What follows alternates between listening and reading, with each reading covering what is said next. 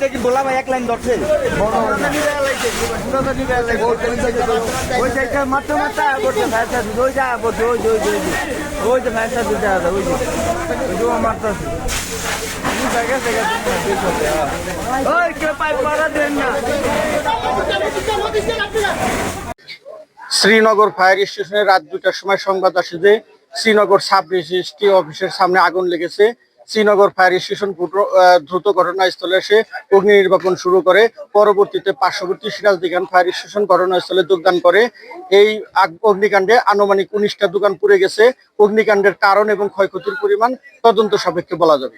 আমরা জানি যে অনেক ক্ষেত্রেই আপনার ভেন্ডারদের মাধ্যমে যে দলিল সম্পাদন হলে আসলে ওই দলিল গ্রহণ করার যে রসিদটা, এই রসিদটা আমরা যেটা জানি যে আসলে মূলত সেটা গ্রাহকের কাছে থাকে না, সেটা হচ্ছে যারা দলিল লেখক তাদের কাছেই থাকে, যেহেতু তাদের অফিস পুরোটা পুড়ে গেছে। ঠিক আছে, এরকম অনেক দলিল রয়েছে যেটা আপনার অফিসে সংরক্ষিত বা মুন্সিগঞ্জে রয়েছে, কিন্তু আসলে রসিদটা নাই। এইটার ক্ষেত্রে একটা জটিলতা তৈরি হতে পারে।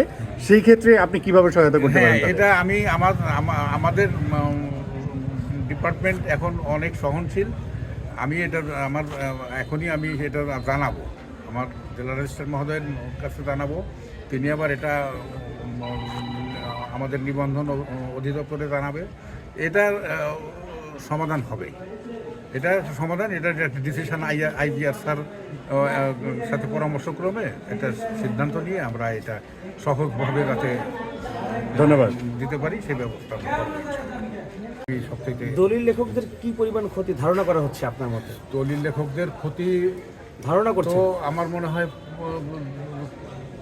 এমন ক্ষতি গেছে তার তো পূরণই হবে না। তারপরে যে কত লক্ষ টাকার ক্ষতি হয়েছে তা আমার মনে হয় 30-40-50 লক্ষ টাকার ক্ষতি তো হয়েছেই। কারণ এটা তারাই সবচেয়ে ভালো জানে তাদের কার কাছে কীরকম কী স্ট্যাম্প ছিল। এটা আমার মনে হয় এরপরে তারা এটা হিসাব করার পরে আরও সঠিকটা নির্দিষ্ট করে তখন বলা যাবে। তবে ক্ষতি হয়েছে, অপূরণীয় ক্ষতি হয়েছে, 40-50 লাখ টাকার ক্ষতি তো হয়েছে।